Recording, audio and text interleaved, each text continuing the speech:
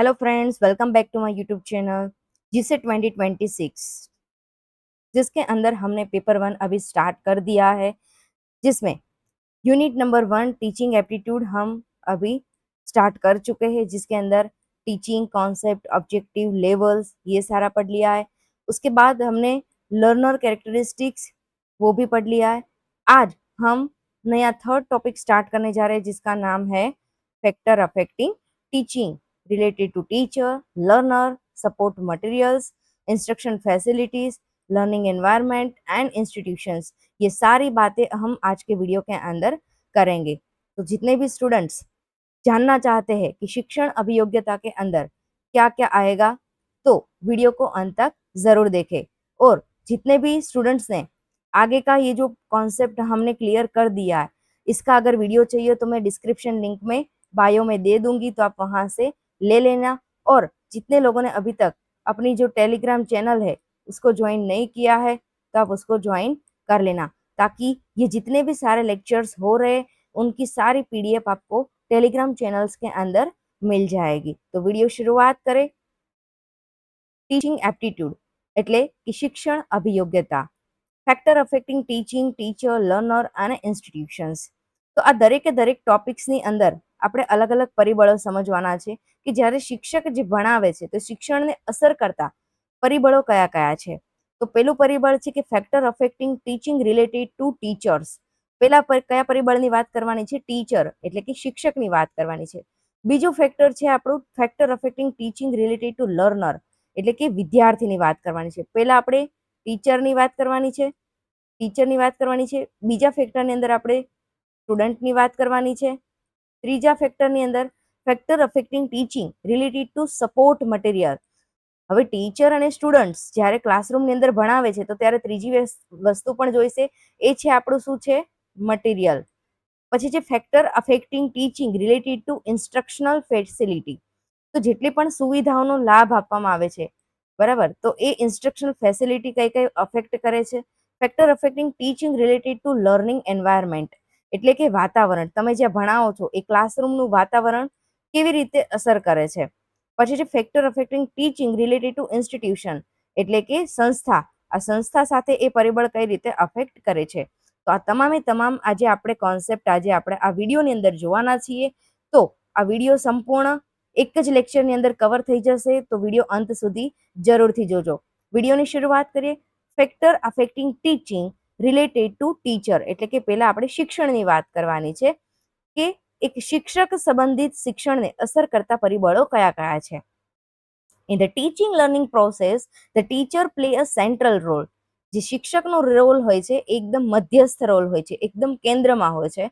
A teacher not only give knowledge but also guide, motivate, inspire and develop the personality of learner.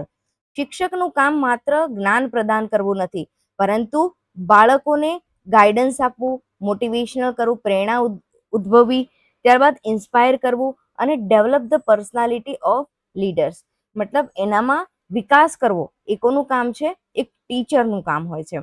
Therefore, many teacher related factor directly affect the success or failure of teaching.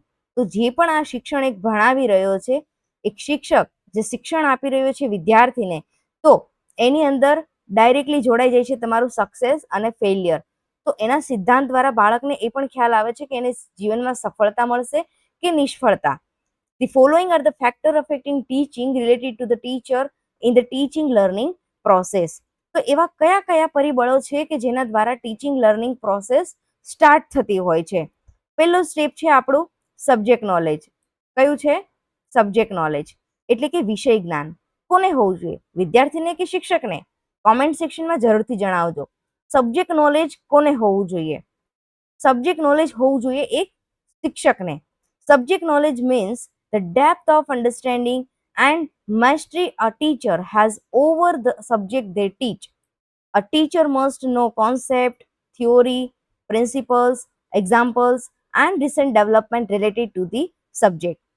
Subject knowledge એટલે કે વિષયનું જ્ઞાન। જે શિક્ષક તમારો subject ભણાવી રહ્યા છે, જે વિષય તમને ભણાવી રહ્યા છે, એનું એમને પૂરતું નોલેજ હોવું જોઈએ।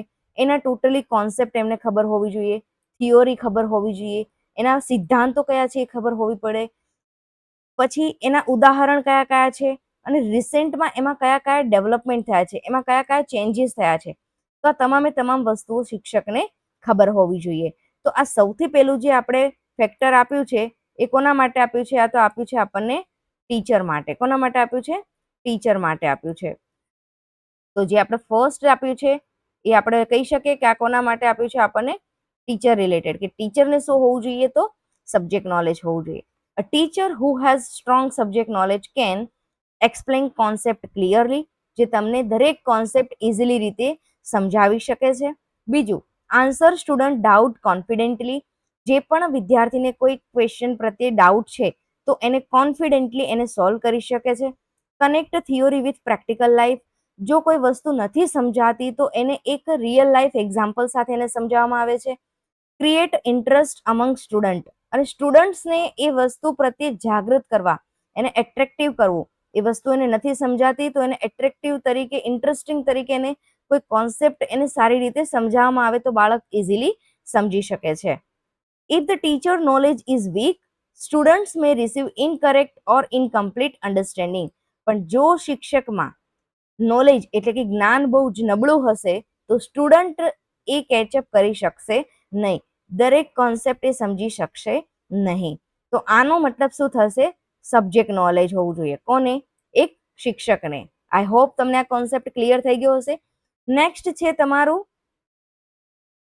એક એક્ઝામ્પલ પણ આપ્યું છે કે commerce teacher, a commerce teacher teaching human resource accounting should નો. મતલબ જ્યારે કોઈ કોમર્સનો શિક્ષક છે જો એ હ્યુમન રિસોર્સ અકાઉન્ટિંગ ભણાવે છે, બરાબર, તો એને એ સબ્જેક્ટ રિલેટેડ એને સંપૂર્ણ નોલેજ હોવું જોઈએ.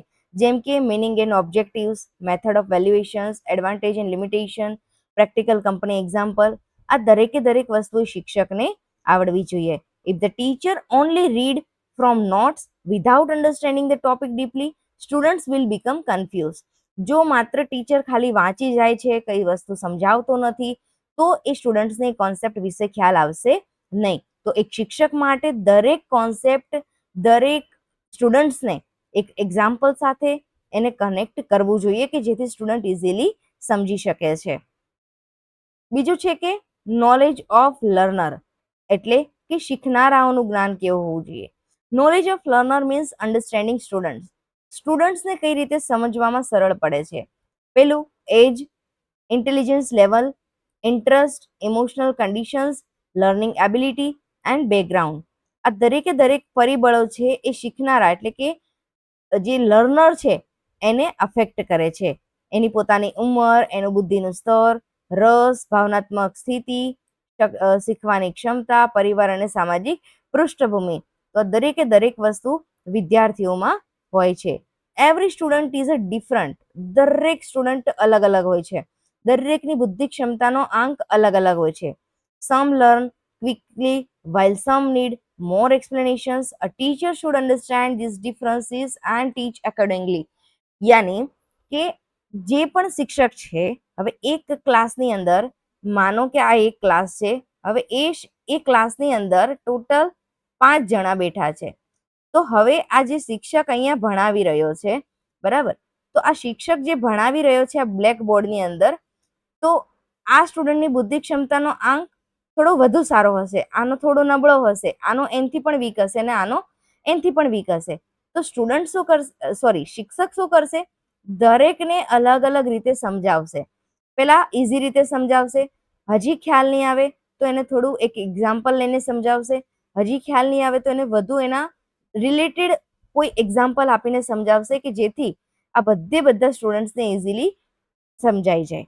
તો ટીચરનું કામ શું હોય છે કે સ્ટુડન્ટ્સ, આ જેટલા પણ અહીંયા સ્ટુડન્ટ્સો તમને બધાને દેખાય છે, આ તમને દેખાતા હશે કે આ જેટલા પણ અહીંયા સ્ટુડન્ટ છે 1 2 3 4 અને 5, તો આ પાંચે પાંચ જે પણ સ્ટુડન્ટ છે તો દરેક સ્ટુડન્ટ્સની બુદ્ધિ ક્ષમતાનો આંક કેવો હોય છે?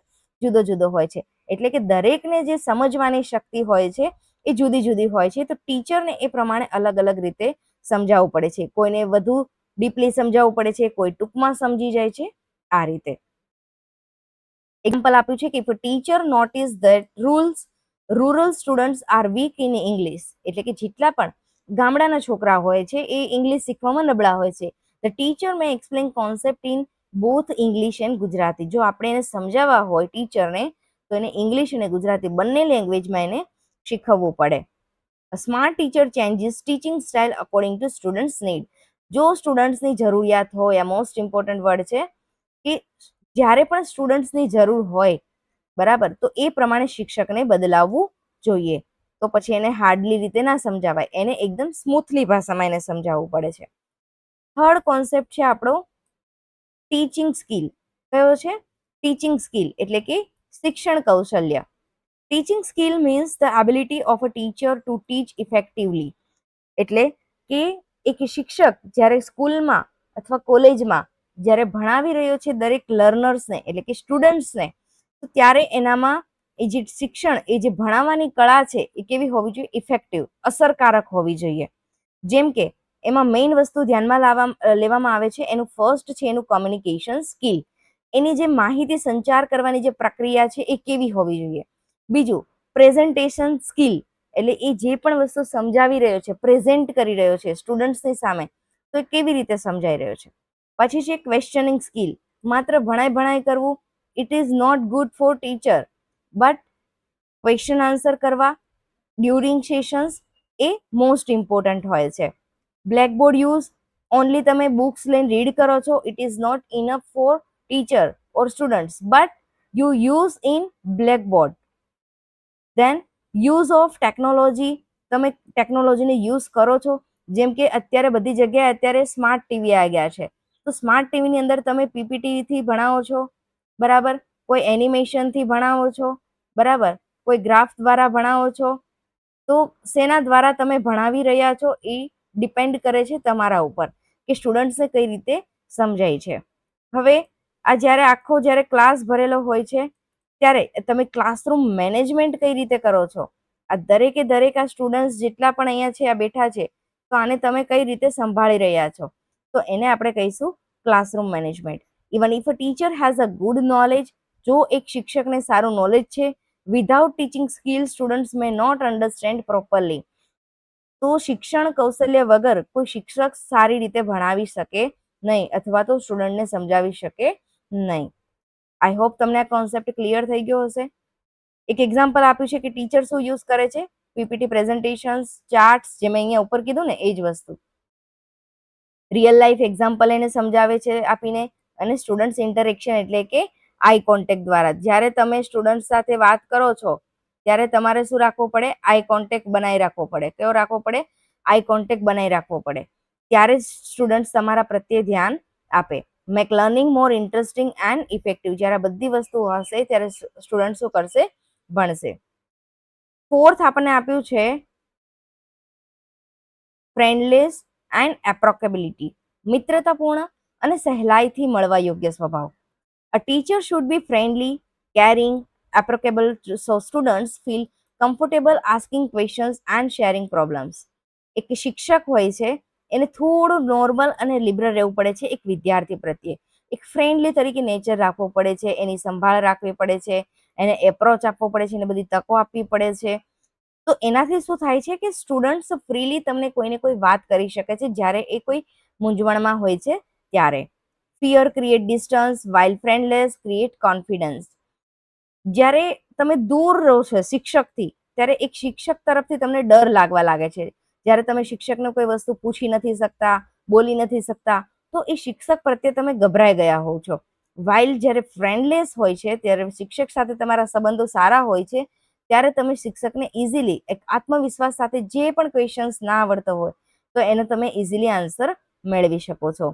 Students learn better when students learn better sorry students learn better when they feel emotionally safe.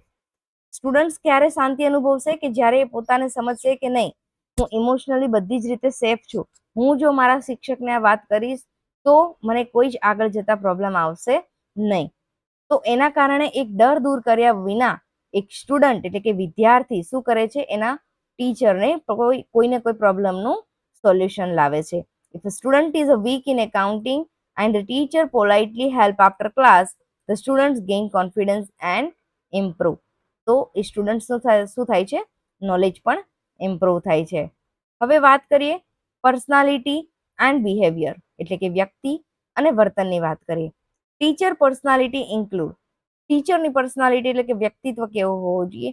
સૌથી પહેલા આવે છે એના ડ્રેસિંગ સ્ટાઇલ એટલે કે કપડા પરિવર્તન.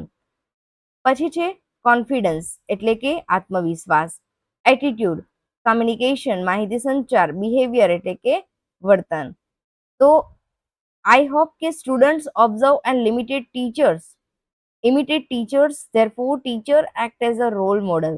A polite confident teacher create positive classroom atmosphere. Personality અને બિહેવિયર એટલે કે એ કોનું ધ્યાનમાં લેવામાં આવે છે તો ટીચરનું. હવે ટીચરની જો પર્સનાલિટી સારી હશે, ટીચર જો સારા દેખાતા હશે તો સ્ટુડન્ટ્સને વધારે સારું ભણવું ગમશે. ટીચરનું વર્તન જે સ્ટુડન્ટ્સ પ્રત્યેનું એકદમ કડક, એક નિઠોર, એક કઠોર, એક ધમકાવાનું આવું હશે તો સ્ટુડન્ટ જટ એમના ક્લાસમાં બેસશે નહીં, કોઈ લેક્ચર અટેન્ડ કરશે નહીં. પણ એક શિક્ષકે પોતાનું વર્તન કેવું રાખવાનું હોય, એકદમ પોલાઇટ રાખવાનું હોય છે અને એક કોન્ફિડન્સ વાળું, આત્મવિશ્વાસ વાળું રાખવાનું હોય છે કે જેથી તમે ક્લાસરૂમની અંદર એન્ટર થાવ તો બધાના ફેસ પર સ્માઇલ આવી જાય છે અને લેક્ચર્સ ભરવા માટે રેડી થઈ જાય છે.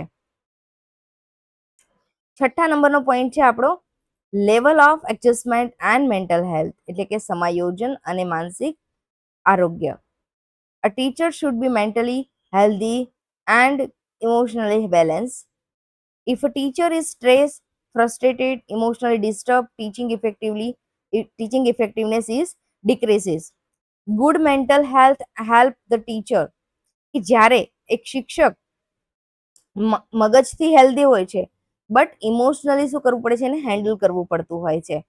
Teacher is stress, frustrate, emotionally disturb, teaching effectiveness decrease.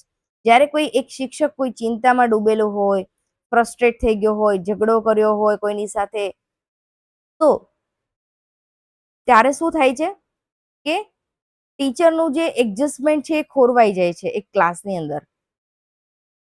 તો એના માટે એને શું કરવું જોઈએ? સ્ટે કામ, શાંતિથી ઊભું રહેવું જોઈએ, પ્રોબ્લેમનું સોલ્યુશન કરવું જોઈએ, મેન્ટેન પોઝિટિવ રિલેશન કરવા જોઈએ અને ટીચ ઇફેક્ટિવલી રીતે ભણાવવું જોઈએ. કે શિક્ષકનું માનસિક સ્વાસ્થ્ય બહુ જરૂરી છે. જો શિક્ષક તણાવમાં હોય, માનસિક રોગ હોય તો જો શિક્ષક તણાવમાં હોય અથવા માનસિક રીતે અસ્વસ્થ હોય તો પ્રભાવ એના શિક્ષણ ઉપર પડતો હોય છે. સારા માનસિક આરોગ્યથી શિક્ષક શું રહે છે? શાંત રહે છે, સમસ્યાનો ઉકેલ લાવી શકે છે, સારા સંબંધ જાળવે છે અને અસરકારક રીતે ભણાવી શકે છે. ત્યારબાદ આવે છે ડિસિપ્લિન. કોનામાં હોવી જોઈએ? શિક્ષકમાં કે સ્ટુડન્ટ્સમાં? તો ડિસિપ્લિન કોનામાં હોવી જોઈએ? સ્ટુડન્ટ્સમાં. કે discipline means maintaining order, control, proper behavior in the classroom. Without discipline, teacher become difficult, students lose concentration, classroom environmental become. તો આનાથી શું થાય છે? ડિસિપ્લિન એટલે કે એક શિસ્તતા જળવાય છે. Discipline classroom create effective learning atmosphere. જે ક્લાસમાં જો કે તમે ડિસિપ્લિન ના હોય, છોકરાઓ શિસ્તમાં ના બેઠા હોય, બધા આડાવડા બેઠા હોય, કોલર ચડાવીને બેઠા હોય, પગ ઉપર પગ ચડાવીને બેઠા હોય, તો ત્યારે શું થશે? કોઈને ભણવામાં મજા નહીં આવે, કેમ કે એ બીજા સ્ટુડન્ટ્સને પણ શું કરે છે? ડિસ્ટર્બ કરે છે. પણ એક ટીચરનું કામ છે છોકરાને ડિસિપ્લિનમાં બેસાડવું, એને લેક્ચર પૂરેપૂરો ભરાવરાવો, તો એ દરેક કામ શિક્ષકનું હોય છે. A teacher who sits classroom like no mobile phone, respect everyone, complete homework on time. તો આ વસ્તુ જે શીખવાડી ટીચરે સ્ટુડન્ટ્સને, તો એક પ્રેરણાદાયક વસ્તુ શીખવાડી છે કે જેથી બાળકને આ વસ્તુ શીખે તો એ વસ્તુ આગળ વધે અને એના લાઈફમાં એ ઉપયોગ કરી શકે. હવે વાત કરીએ, અત્યાર સુધી આપણે જે વાત કરી એ પહેલો ફેક્ટર હતો. તો પહેલો ફેક્ટર આપણે કયો હતો? તો આપણે હમણાં જ જોયું. કયું હતું? ફેક્ટર અફેક્ટિંગ ટીચિંગની વાત કરી. કયો વાત કરી?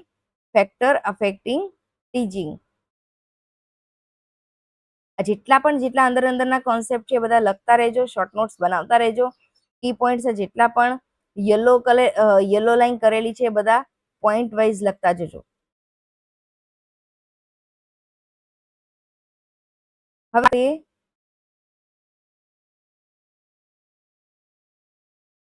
બીજું ફેક્ટર આપણું છે factor affecting teaching related to the learner. હવે વાત આવી શીખનારની, કે શીખનાર સંબંધિત શિક્ષણને અસર કરતા પરિબળો. In the teaching learning process, the learner is a central figure. The success of teaching depends is non teacher but also the physical, mental, emotional, social conditions of the learner. શિક્ષણ એ અધ્યાપન પ્રક્રિયામાં વિદ્યાર્થી મુખ્ય કેન્દ્ર છે. શિક્ષણની સફળતા માત્ર શિક્ષક પર નહીં પરંતુ વિદ્યાર્થીની શારીરિક, માનસિક, ભાવનાત્મક અને સામાજિક સ્થિતિ પર પણ આધારિત છે. પહેલા એમાં ઘણા બધા અલગ અલગ તમને શું કહેવાય ડિસ્કસ કરેલા છે, અલગ અલગ સ્ટેપ. પહેલું સ્ટેપ છે તમારું મેચ્યુરેશન્સ, બીજું છે તમારું બીજું છે તમારું એજ. પેલું જોઈએ કે આપણે મેચ્યુરેશન્સ એટલે કે પરિપક્વતા. આપણે કહીએ ને કે 18 વર્ષથી આપણે હોય કે 18 ગ્રેટર ધેન 18, જેટલા પણ છોકરાની ઉંમર ગ્રેટર ધેન 18 હશે તો એને આપણે શું કહીશું? Major person. બરાબર. જેટલા પણ લેસ ધેન 18 એટલે કે 18 વર્ષથી જેટલા પણ નીચેના છોકરા હશે, દીકરા દીકરીઓ, એને આપણે શું કહીશું? Minor child. શું કહીશું? Minor child. અને આને આપણે શું કહીશું? Major child. બરાબર. તો એટલે કે મેચ્યોર એટલે કે પરિપક્વતા. અત્યારે વાત કોની કરી રહ્યા છીએ આપણે? લર્નરની. તો લર્નરમાં શું હતું? પેલું તો મેચ્યોરિટી હોવી જોઈએ કે maturity means natural growth and development of the body and mind in the readiness of the learner to perform certain activities. A child become learner something until the body and brain become mature enough. તો એક mature વ્યક્તિમાં શું હોય? Walking કરવાની સારી style હોય, talking, reading, writing and thinking, દરેકે દરેક વસ્તુ સારી હોય ત્યારે વ્યક્તિ મેચ્યોર કહેવાશે. Thus learning depend upon physical and mental readiness. એ બંને તમારા શિક્ષણ સંબંધિત ઉપયોગી છે. ત્યારબાદ છે maturation is the process of development.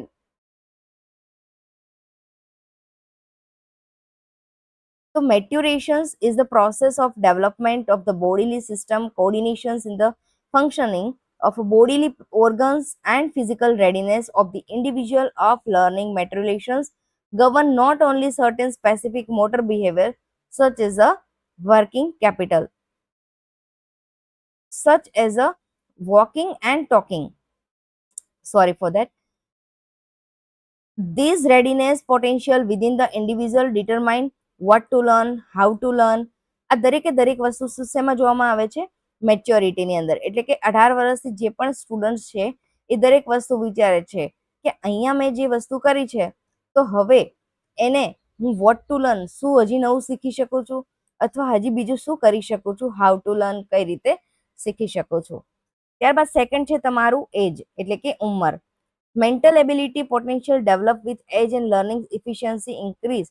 Age up to certain level and after level that it trend to decrease. ઉંમરની વાત કરીએ કે learning ability change according to age. Young children learn language and habit quickly. Because અત્યારે દરેક વિદ્યાર્થીના મા બાપ અત્યારે એને શિક્ષણ ઇંગ્લિશ મીડિયમમાં કરાવે છે, કોઈ જ ગુજરાતી મીડિયમમાં કરાવે છે.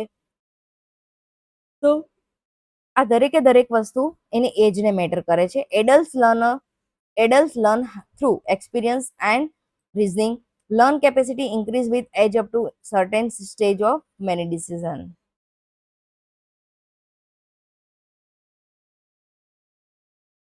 ત્યારબાદ છે મોટિવેશન. સોરી ફોર ધેટ, ઇન્ટરનેટના કારણે વચ્ચે સ્ટક થઈ જાય છે. મોટિવેશન્સ એટલે કે પ્રેરણા. Motivation is the core of learning.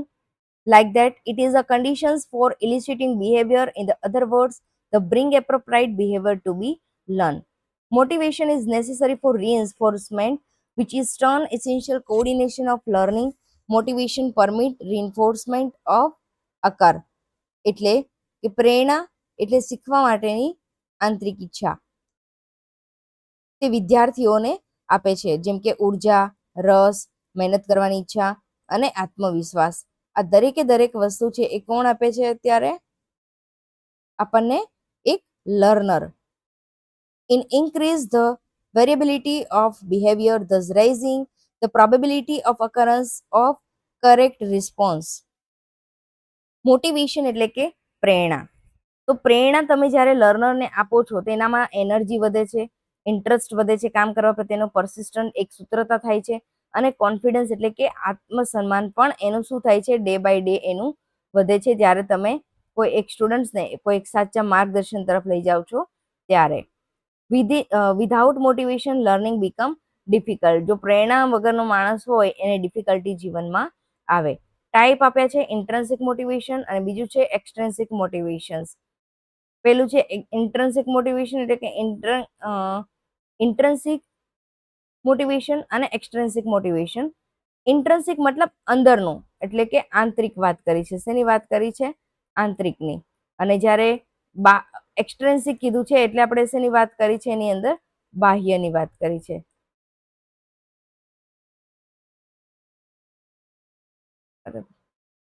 ત્યારબાદ છે પ્રીવિયસ લર્નિંગ એટલે કે અગાઉનું શીખવેલું જ્ઞાન. જ્યારે કોઈ ટીચર ક્લાસમાં કોઈ એક નવો યુનિટ સ્ટાર્ટ કરવા જાય છે, જેમ કે યુનિટ નંબર 2, તો એ યુનિટ સ્ટાર્ટ કર્યા પહેલા એને શું કરવાનું હોય છે? એને યુનિટ નંબર 1 એને પહેલા એક રિવિઝન કરાવવાનું હોય છે, એક રીકેપ કરાવવાનો હોય છે, કે જેથી બાળકને ખ્યાલ આવે છે કે આપણે પ્રીવિયસ લેક્ચરમાં શું ભણ્યા હતા. New learning depend upon previous knowledge and experience. If students already know basic concept, they can learn advanced topic easily. Previous learning create a foundations for learning. જ્યારે તમે કોઈ પાછલો ટોપિક રિવાઇઝ કરાવો છો ત્યારે સ્ટુડન્ટ્સને ખ્યાલ આવી જાય છે. બીજું કે એના બેઝિક કોન્સેપ્ટો પણ ક્લિયર થઈ જાય છે, અને ત્યારબાદ તમે જો કોઈ અઘરો કોન્સેપ્ટ એટલે કે એડવાન્સ ટોપિક એનો કોઈ સ્ટાર્ટ કરો તો સ્ટુડન્ટને ઇઝીલી રીતે સમજાઈ જતું હોય છે.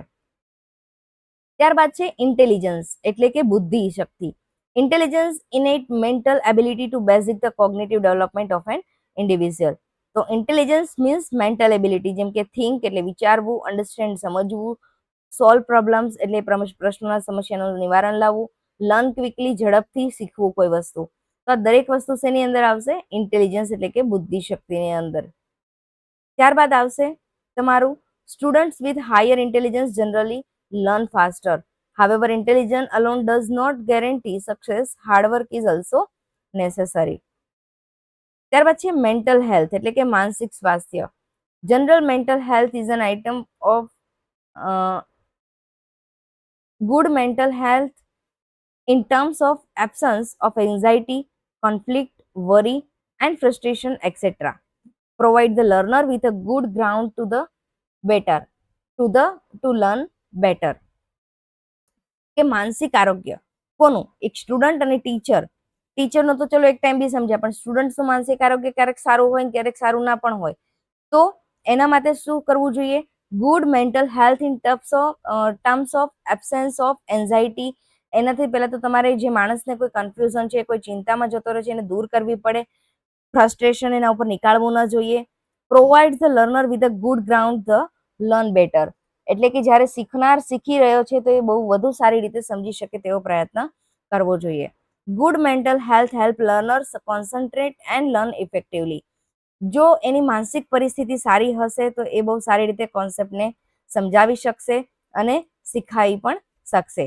Mental problems like that anxiety, stress, fear and depressions like that reduce learning effectively. જો આ બધું વસ્તુઓમાં ઘટી જશે તો તમારું ટીચિંગ વધુ સારું બની જશે.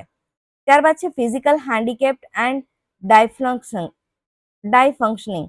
શારીરિક અક્ષમતા અને ખામી, જેને કહીએ ને કે પીડબ્લ્યુડી. તો એવા ઘણા બધા વિદ્યાર્થીઓ છે કે જે પીડબ્લ્યુ હોય છે, શારીરિક રીતે અશક્ત હોય છે, ખામીવાળા હોય છે. malformation and malfunctioning is a physical organs and some system cause great hindrance in children's proper learning. Physical disability may create obstacle on learning like that hearing problem, કોઈને સાંભળવામાં પ્રોબ્લેમ છે, કોઈને વિઝન પ્રોબ્લેમ છે, કોઈને speech difficulty બોલવામાં તકલીફ છે, કોઈને બ્રેઇન ડાયફંક્શન એટલે કોઈને મગજમાં બીમારી છે. તો આ તમામે તમામ માટે આ સપોર્ટ કરે છે. ત્યારબાદ છે આ નીચે એનું ગુજરાતી આપ્યું છે, તમારે રિવિઝન કરવા માટે ગુજરાતી એકવાર જોઈ લેજો. ત્યારબાદ છે topic diet and nutrition. Good diet and other nutrition are essential part of good physical health. These are essential for developing children for better learning. Healthy food મતલબ બ્રેઇન ડેવલપમેન્ટ. જો તમે સારું ફળ ફ્રૂટ ખાશો તો તમારું મગજ બહુ સારી રીતે વિકાસ પામશે. ફિઝિકલ ગ્રોથ એટલે કે શારીરિક ગ્રોથ હોવો જરૂરી છે. એનર્જી તમારામાં હોવી જરૂરી છે અને કોન્સન્ટ્રેશન પણ હોવું જરૂરી છે. Poor nutrition, weakness, learning ability. જો તમારું ન્યુટ્રિશન એકદમ વીક હશે તો તમે શીખી શકશો નહીં અને એ તમારા એક્ઝામ ઉપર ઇફેક્ટ કરશે. અત્યારે તમને નહીં લાગે, પણ એના માટે દરેક વસ્તુ જરૂરી છે. પછી છે અટેન્શન એન્ડ ઇન્ટરેસ્ટ એટલે કે ધ્યાન અને રસ. Both are interrelated to each other and also a part of motivation. Interest originate attention, attention create interest and martial subject to the learn. તો આ બંને વસ્તુ જરૂરી છે. શેમાં? અટેન્શન એન્ડ રિટેન્શન કહેવાય ને કે ધ્યાન અને રસ. આ બંને વસ્તુ લાઈફમાં જરૂરી હોય છે. Attention means concentration on learning. જ્યારે તમે શીખી રહ્યા હો છો કોઈ વસ્તુ તો ત્યારે તેમાં અટેન્શન તમારે આપવું જોઈએ, એટલે એકાગ્ર રીતે દરેક વસ્તુ તમારે શીખવી જોઈએ. While interest means liking towards subject. Interest મતલબ રસ, એટલે કે તમને કયા વિષયમાં તમને સૌથી વધુ રસ છે એના વિશે તમને ગમવું જોઈએ. Interest create attention and attention increase learning. જો તમારું રસ ધ્યાન પેદા કરે છે તો તમારું ધ્યાન છે શીખવાની પ્રક્રિયા પણ તમારી સુધારી શકે છે. Without interest student become board. જો સ્ટુડન્ટને કોઈ વસ્તુ શીખવામાં રસ જ નહીં હોય તો એને તમામે તમામ વસ્તુ કેવી લાગશે? બોર લાગશે. તો સ્ટુડન્ટ્સનો ઇન્ટરેસ્ટ ક્રિએટ કરવો એ કોના હાથમાં હોય છે? એક શિક્ષકના હાથમાં હોય છે. ત્યારબાદ છે goal setting and level of aspirations. લક્ષ્ય નિર્ધારણ અને મહત્વાકાંક્ષા. Goal setting means deciding what one wants to achieve. લક્ષ્ય નિર્ધારણ એટલે કે શું મેળવવું છે તે નક્કી કરવું, એને કહેવાશે goal setting level of aspirations. Goal setting means deciding what one want to achieve. Level of aspirants means the ambitions level of learner. કે લક્ષ્ય નિર્ધારણ એટલે કે શું મેળવવું છે તે નક્કી કરવું અને સ્પષ્ટ લક્ષ્ય ધરાવતા વિદ્યાર્થીઓ વધુ મહેનત કરે છે. મહત્વાકાંક્ષા એટલે શું? કે એસ્પિરેશન, એને શું કહેવાશે? મહત્વાકાંક્ષા. તો મહત્વાકાંક્ષા એટલે શું? કે જીવનમાં આગળ વધવાની ઈચ્છા, કે એમ્બિશન્સ લેવલ ઓફ ધી લર્નર.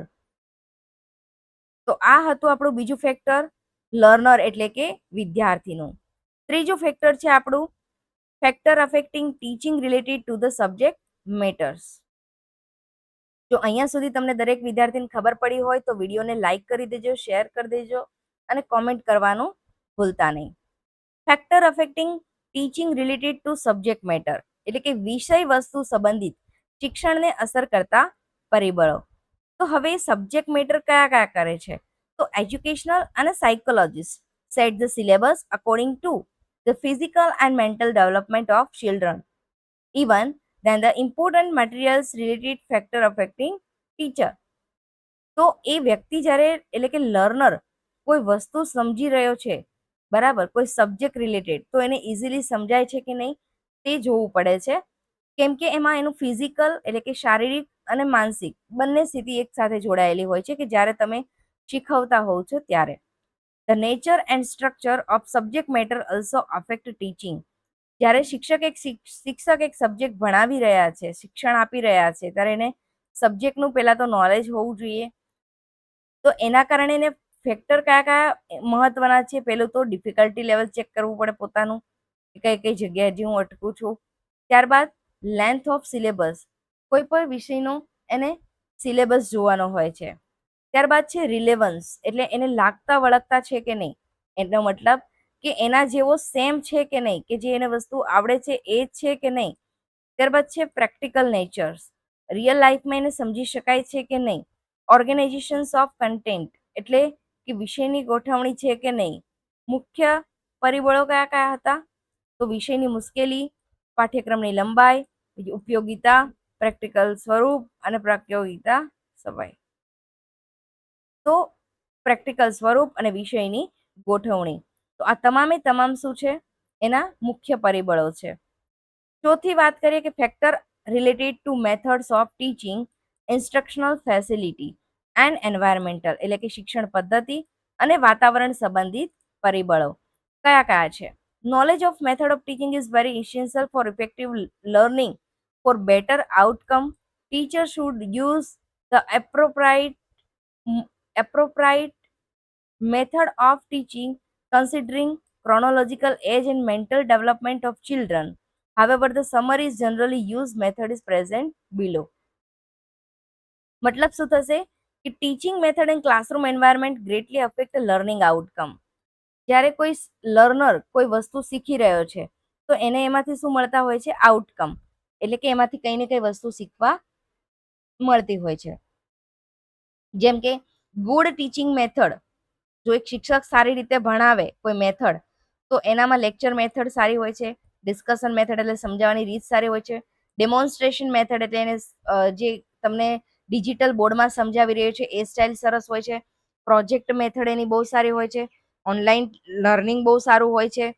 ત્યારબાદ ગુડ એન્વાયરમેન્ટ ઇન્ક્લુડ, તો સારું વાતાવરણ ક્યારે હોય છે?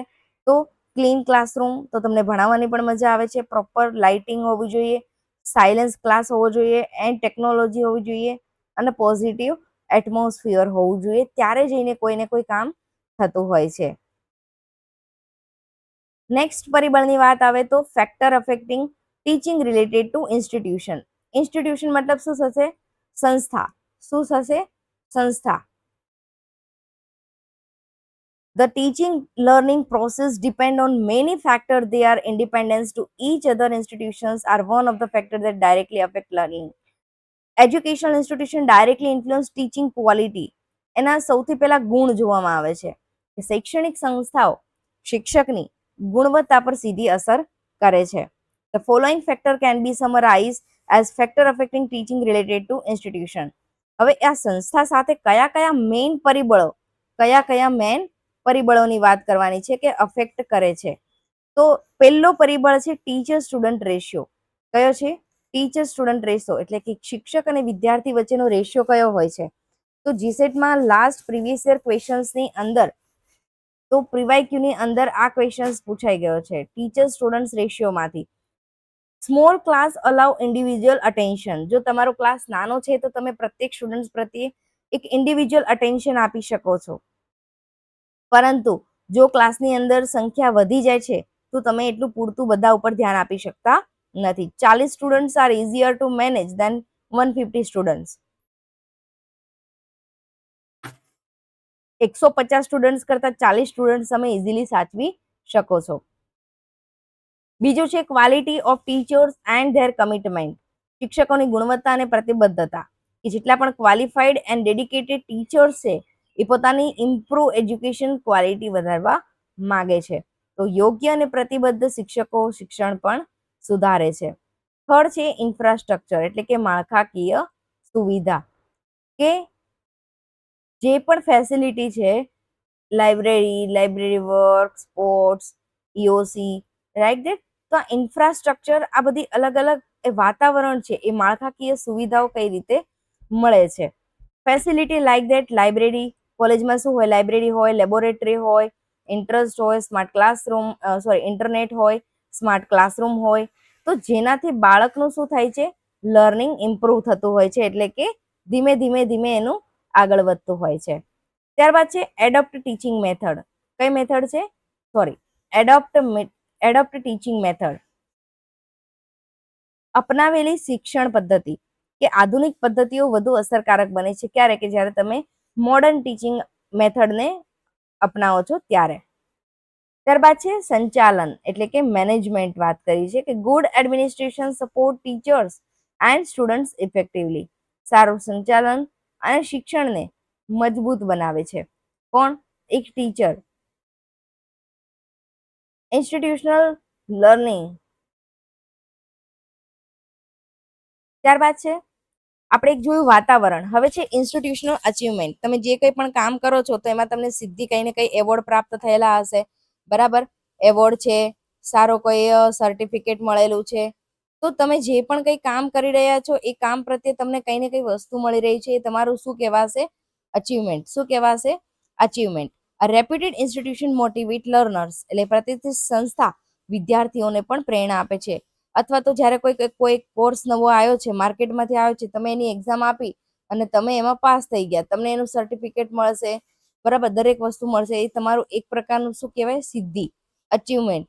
અને મારે જે અને આપણે જે પણ કઈ એક્ઝામ આપે છે, કોઈ સર્ટિફિકેટ આપણને મળે છે, તો આપણું એક અચીવમેન્ટ હોય છે, આપણું એક પ્રેરણાદાયક સ્ત્રોત હોય છે કે જેથી આપણો કોન્ફિડન્સ પણ વધતો હોય છે. ત્યારબાદ છે સ્ટેબિલિટી એટલે કે સ્થિરતા. સ્થિરતા એટલે કે stable institutions provide continuous quality education, એટલે કે સ્થિત સંસ્થા સતત ગુણવત્તાયુક્ત શિક્ષણ આપે છે. ત્યારબાદ છે એન્વાયરમેન્ટ એટલે કે વાતાવરણ. Positive educational environment increase learning effectively.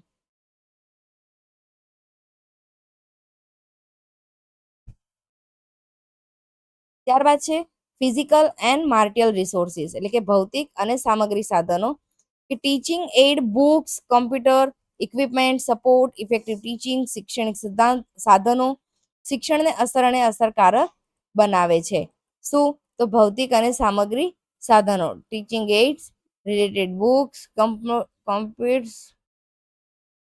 ત્યારબાદ ઇક્વિપમેન્ટ એટલે કે ઘણા બધા જેટલા પણ સાધનો છે, દરેક વસ્તુ ટીચિંગને ઇફેક્ટ કરે છે. તો આઈ હોપ આજે આપણે જેટલા પણ કોન્સેપ્ટ ભણ્યા ટીચિંગ રિલેટેડ, તો દરેકે દરેક આપણે કોન્સેપ્ટ ઇઝીલી એકદમ ગુજરાતી ઇંગ્લિશ બંને કોન્સેપ્ટમાં સમજ્યા છીએ. ટીચરના, સ્ટુડન્ટ્સના, મોહનભાઈના, સોરી, ટીચરના, સ્ટુડન્ટ્સના, મટીરિયલના, ફેસિલિટીના, એન્વાયરમેન્ટના અને ઇન્સ્ટિટ્યુશન્સના, તો દરેકે દરેક કોન્સેપ્ટ આજે આપણે ડીપલી એક ઊંડાણપૂર્વક આજે આપણે સમજ્યા છીએ. તો આઈ હોપ તમને આ વિડીયો ખબર પડી હશે, અને વિડીયો સારો લાગ્યો હોય તો વિડીયોની કમેન્ટ સેક્શન્સમાં જરૂરથી જણાવજો કે વિડીયો તમને કેવો લાગ્યો. અને હજી સુધી જો તમે ટેલિગ્રામ ચેનલ જોઈન નથી કરી તો અત્યારે તમે એને જોઈન કરી લેજો, અને વિડીયોને લાઈક કરવાનું ભૂલતા નહીં અને કોમેન્ટ કરવાનું ભૂલતા નહીં. અને તમારા તમામ ફ્રેન્ડોને જે ભણવા માંગે છે, જીસેટની તૈયારી કરવા માંગે છે, તો એ લોકોને પણ તમે શેર કરી શકો છો. મળીએ નેક્સ્ટ વિડીયોમાં. જય દ્વારકાધીશ.